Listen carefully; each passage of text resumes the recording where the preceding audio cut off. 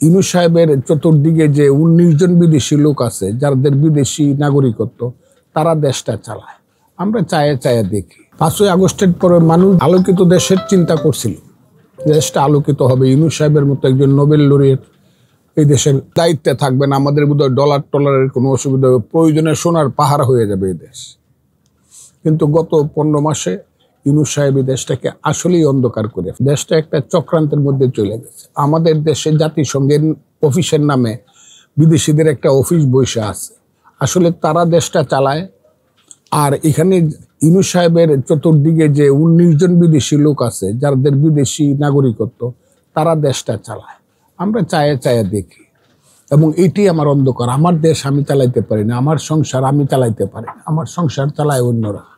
এই কারণে আমি বলছি অন্ধকার এই দেশ।